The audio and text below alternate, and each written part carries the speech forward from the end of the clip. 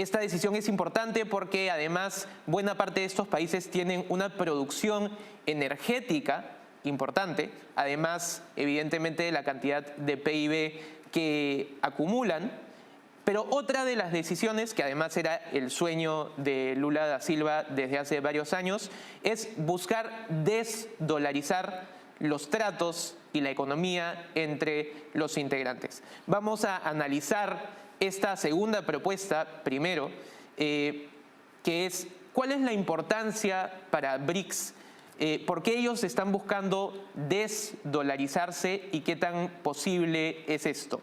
Daniel, ¿tú crees que se trata de un simple sueño o se trata de una propuesta factible y real?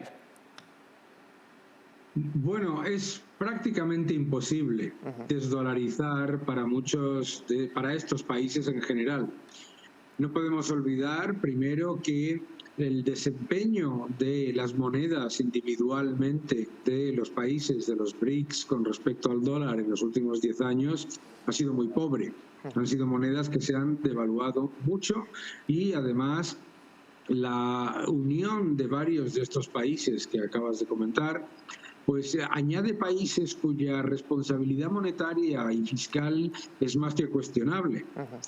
Al final, lo que no parece evidente para algunos países, para algunos gobiernos, es que la decisión de utilizar una moneda no ocurre porque la imponga un Estado o un grupo de Estados. Si hubiera sido así, el COPEC en la Unión Soviética habría sido una de las monedas más utilizadas en el mundo y no fue así, ni siquiera en los países en los que la Unión Soviética tenía una amplia influencia. Es muy importante, por lo tanto, entender que para que una moneda sea utilizada a nivel global, tiene que tener varios factores. El primero es que tiene que ser una reserva de valor. El segundo es que tiene que ser generalmente aceptada, y para que sea generalmente aceptada tiene que haber libertad de capitales, seguridad inversora y también seguridad jurídica. Elementos que no son todos claros en muchos de estos países. Por lo tanto, sumar un grupo de monedas que son ya de por sí débiles no hace una moneda fuerte. Y lo hemos visto, por ejemplo, pues como, aunque ha sido un éxito monetario, el euro no ha podido desbancar al dólar, ni siquiera ha desdolarizado la economía. Yo creo que además, en el caso de los BRICS, se añade un elemento que hace imposible que se vayan a utilizar su moneda en un contexto global, que son los controles de capitales. Los países con controles de capitales, no, por definición, no tienen demanda internacional de su moneda. Ahora, el caso de China es particular porque es quizás uno de los miembros más importantes del BRICS y que además intenta promover su moneda a nivel internacional.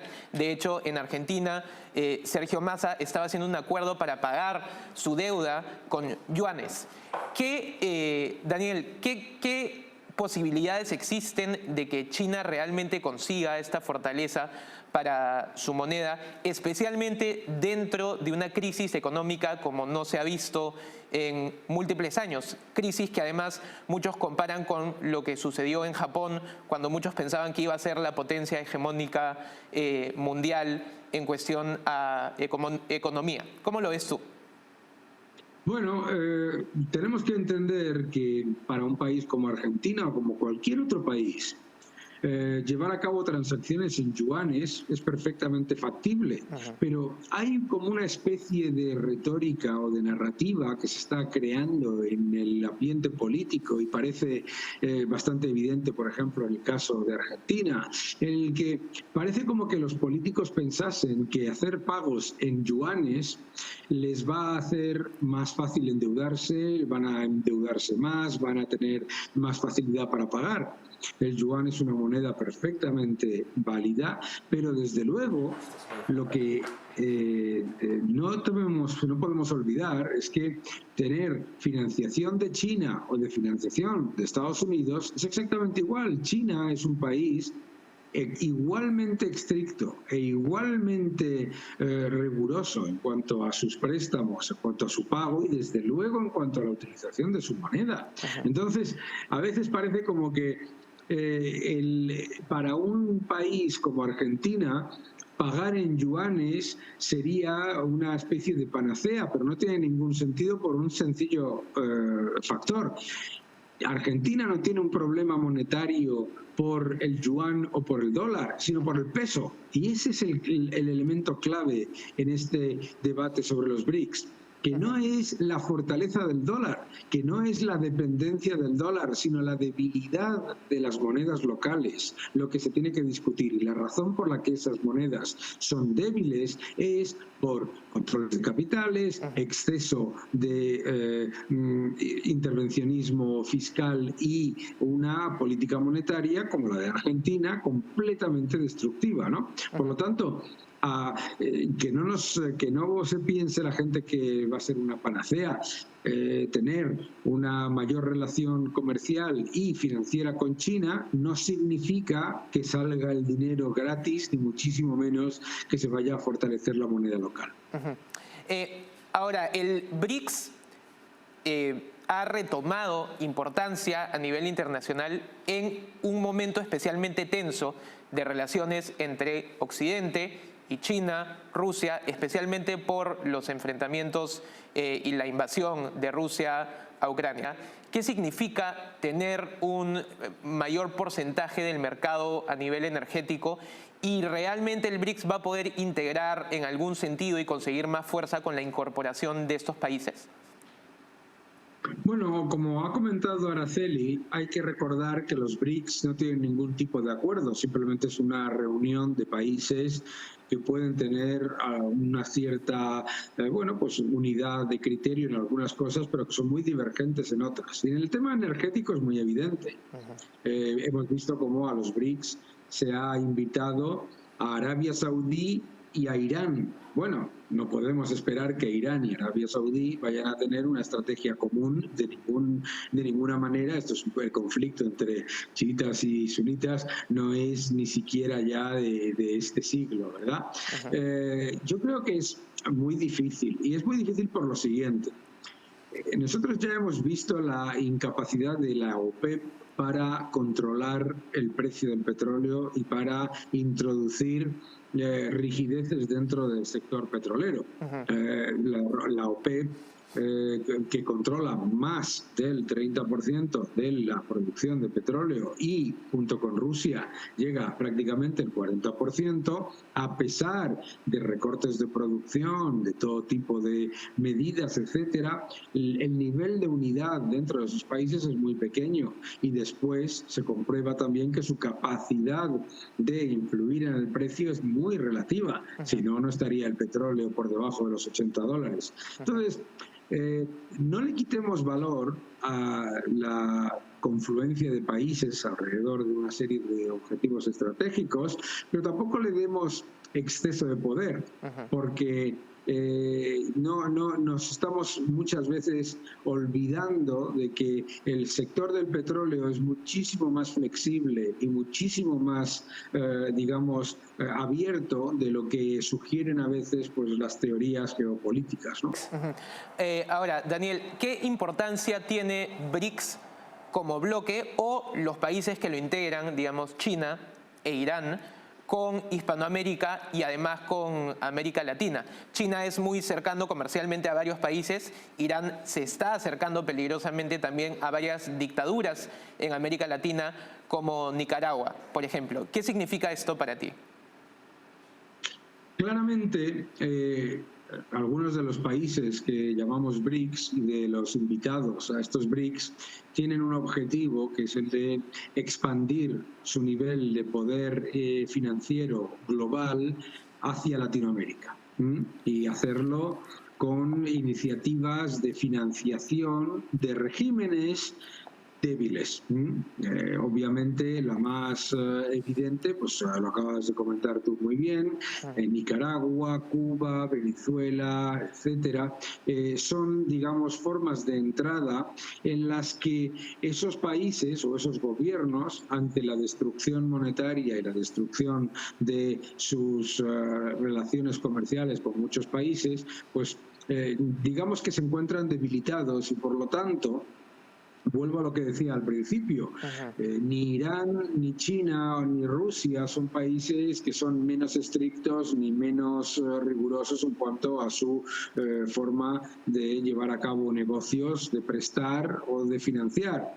Pero son países que, si pueden aprovechar la debilidad de un régimen, de un gobierno o de un país en un momento dado, pues obviamente les servirá como una forma de establecerse de una manera más fuerte en, digamos, en el territorio internacional.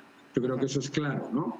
Y yo creo que Araceli ha dicho una cosa muy clave, muy importante, que es interesante la idea de que los BRICS parece tener como propósito un objetivo en contra de algo, no un objetivo propositivo, ¿verdad? Y eso claramente pues es parte de lo que es, en mi opinión, el verdadero objetivo final, que es que yo creo que China está tomando una posición financiera y de poder muchísimo mayor en regímenes mucho más débiles y con situaciones de seguridad jurídica más comprometidas. India es hoy quizás uno de los países más importantes dentro de BRICS, conforma la I del acrónimo, pero además la India se ha convertido, según algunos cálculos, en el país con la mayor población del mundo y además está hoy compitiendo en la carrera espacial, incluso se ha adelantado llegando al polo sur de la Luna, cosa que no habían logrado ni Estados Unidos, ni Rusia, ni otros países del mundo. Daniel, ¿tú ves a India como una superpotencia a nivel mundial económica? ¿Crees que va por ese camino? Y esto es importante además porque India es más cercano a Occidente que otros países del BRICS. ¿Cómo lo ves? Sí, yo creo que India obviamente es una economía con un nivel de potencial y un crecimiento enorme, pero India también tiene otros grandes retos muy complicados, ¿no? Un problema social muy evidente y, bueno, pues y luego, por supuesto, un problema monetario. No podemos olvidar que la rupia es una moneda que no para de devaluarse con respecto al dólar, incluso siendo una economía de alto crecimiento.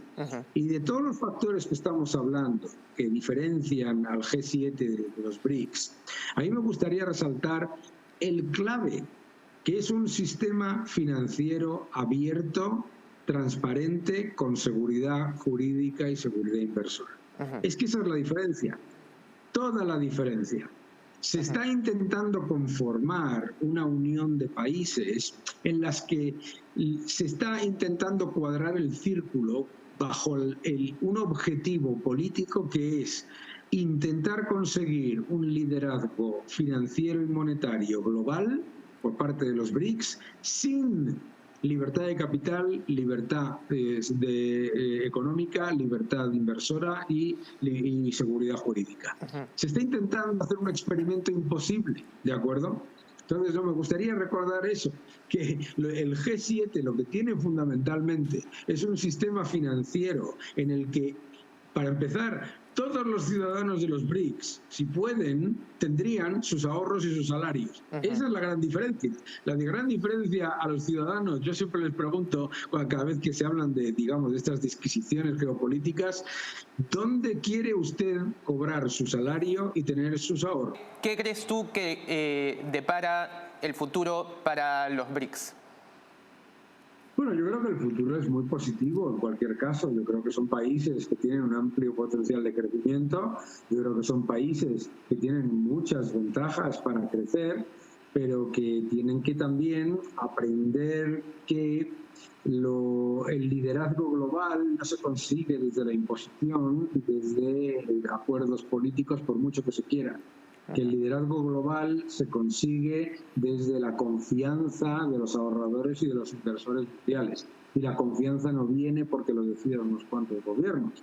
Entonces, para mí, la primera lección que deben aprender los BRICS es olvidar el inflacionismo.